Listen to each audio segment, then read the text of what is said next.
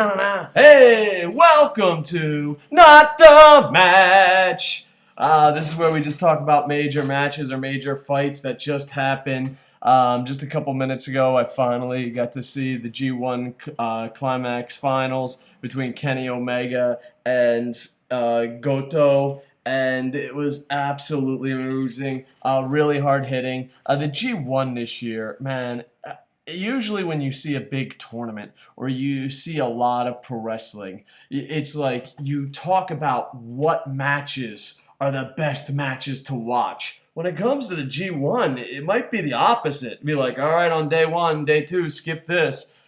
Just one hell of a tournament. The booking was a little wackety-doo, but the ending made it all worthwhile. You had Goto versus Kenny Omega. Thanks to Steve Corino was amazing, but they had English commentary tonight. And they also had Japanese commentary, and it was so funny because we were listening to both because we're fucking psychopaths, and it was so funny the story the Japanese announcers were telling compared to the American announcers. I was rooting for Kenny Omega, and the great thing about this is, and I've said this a million times, go out and support your local indies. I don't care if you live in Japan like me, or you live in Florida like I used to, or New Jersey, New York. Go out and support your local indies. Now, granted, a lot of indie wrestlers are complete douchebags, but when you get a Kenny Omega, an Ibushi, a CM Punk, a Samoa Joe, an AJ Styles, I don't know if I said Ibushi already, but you see these guys wrestle in front of 10 people. I've literally seen Kenny Omega wrestle in front of 10 people. I've seen him wrestle at the pre-show at Wrestle Kingdom, and now he is the first Gaijin. I know, Chono was born in America, but he's the first Canadian and North American born wrestler Gaijin to win the G1. I think Rick Rude made it to the finals and someone else made it to the finals. Maybe Anderson. Yeah, Anderson and Rick Rude had reached the finals before. And it was just absolutely amazing. What a great story. As a Gaijin living in Japan, it felt so good seeing Kenny Omega go from the indies. And not only that, but I am not a huge Bullet Club fan. I'm not a huge Kenny Omega fan. Matter of fact, I thought the first year Kenny Omega went into New Japan and the year that, AJ was the leader, I thought he wasted his talents. I really did. I was disappointed he joined the Bullet Club. I was disappointed in his first year in New Japan. But when he became the leader of the Bullet Club, what a fucking year, turning it around. And not only that, but you can go check it out on YouTube, I believe. There's a documentary of just how much he loves Japan. He studied, he loves Japan a hell of a lot more than I love Japan. He's worked so hard to get here. He knows the language, and he absolutely loves Japan. And just to see him be the first Gaijin, technically, I guess, to win the G1 is absolutely amazing. And not only that, but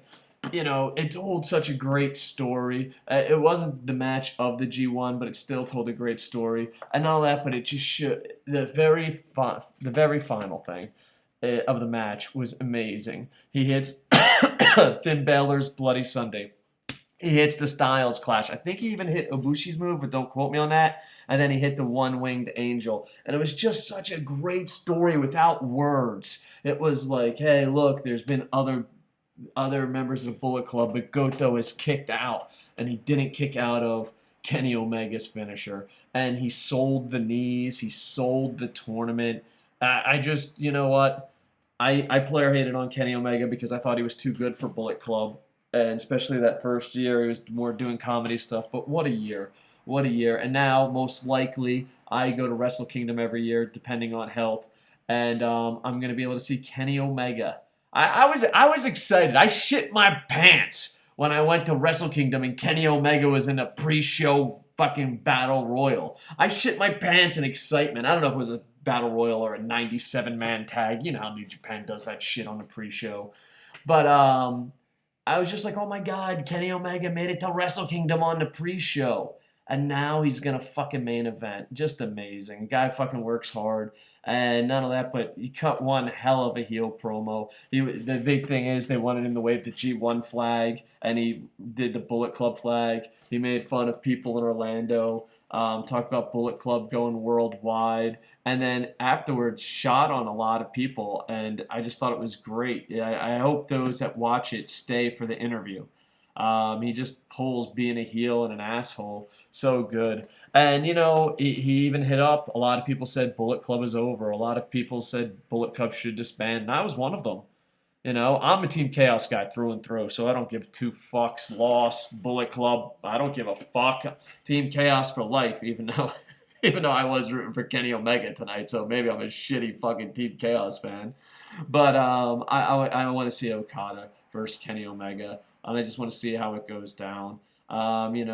It's just it feels so much different. I remember when Tanahashi won the fucking G1. I was at a fucking sports bar and everyone was laughing and thinking, how bad is it gonna suck? And when it was Goto versus Kenny Omega, it was like, can the Buffalo Bills win it? Could this foreigner fucking turn it? Like, it was such a great story. Goto, who's basically almost the king of G1, but fucking, I think they said he's 0-8 in title matches against Kenny Omega. It was a first time matchup. I enjoyed it so much, and I enjoyed the match so much. And not only that, but a lot of the booking in this tournament had me shaking my head. And that's the thing. New Japan has such great wrestlers. Sometimes fans lie to themselves and say it's good booking. But, Kenny Omega as a leader is a million times better. And none of that, but the promos. And none of that, but in Japanese, he said he's going to stay in Japan. He's going to stay in New Japan because there was tons of rumors of him going to NXT. And I hope he stays. I hope he stays and fucking, just does great things. Of course, I'll be rooting for Okada because I'm fucking Okada bitch boy, and I absolutely love Okada way too much. But still, happy as shit for Kenny Omega. And just, if you love in-ring pro wrestling, please check out New Japan World. It was absolutely amazing. And, yeah, so it was just a fun thing. And the crowd was into it. They went back and forth with Goto and him. And, I don't know, I just think, to me, I think Bullet Club, even though they sell a lot of t-shirts, was dead. And Kenny Omega saved it. And I think Kenny Omega saved it twice, to be honest. I think when AJ Styles left, Kenny Omega becoming the leader really saved it. And I think Kenny Omega winning the G1 really saved Bullet Club.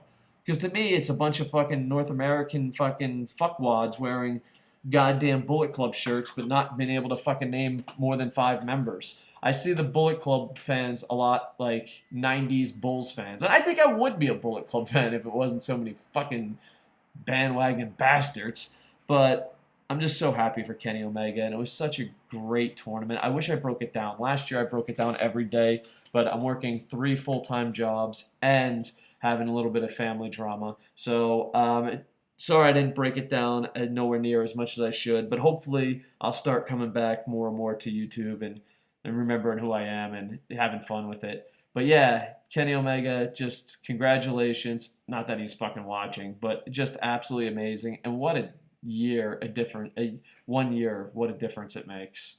I thought Kenny Omega I just remember when he joined Bullet Club, I was like, oh, so he's not going to be talented. He's just going to be fucking, oh, I'm white, I'm in the fucking Bullet Club. And then he did that comedy bullshit. I was like, oh, fucking flags up their ass and shit. But as soon as he became the leader, he fucking stepped up, made the Elite. Granted, the Elite and the Bullet Club, a little confusing for me, but hey, fuck it, he's doing it. And he wins the G1. And not only that, but as a gaijin living in Japan, that's fucking amazing. That's fucking amazing, Congratulations, Kenny Omega. Sorry, Goto, but congratulations to fucking Kenny Omega. And I hope when I sit at this year's Wrestle Kingdom, Kenny Omega versus Okada. I'll still be rooting for Okada, but Kenny Omega will have a little piece of my heart with him. Anyway, what do you think's going to happen? Do you think, there was a lot of challenges, a lot of setting it up tonight? Okada is going to defend the title against, a star from, a star from Noah. So that should be interesting. But there's no way fucking Okada's losing that. Overall, the G1 was absolutely amazing, and I wish I reviewed it more. But I just wanted to come on here and just give my thoughts on it. If you're a pirate or I don't know. I hate fucking that you can't talk about shit on YouTube the way it's supposed to be without fucking worrying about pirators ruining your shit. Just pay the 999 yen, you bastards, or go to watch wrestling. Come on. Who pirates on YouTube? If you pirate on YouTube, you should be ashamed of yourself. Look at yourself in a mirror and be like, this is what I've done with my life. I'm not even pirating on pirating sites. Damn you. Anyway, overall, the G1 was absolutely amazing. So many must-watch matches. And the final match of the night told such a great story. And you know what? If you're a Bullet Club fan, it's a good day to be a Bullet Club fan. If you're a Gaijin living in Japan, it's a good day to be a Gaijin. And history was made. Congratulations, Kenny Omega. Totally enjoyed it. And Bullet Club fans, the real ones that can actually name fucking people that joined the Bullet Club, give yourselves a Barry Horowitz, because today's a good day to be in the Bullet Club. All right, I'm hoping to do more and more shows. Like, comment, subscribe. With that, I am over. Bum, bum, bum, ba-dum, ba-dum, bum, bum, bum.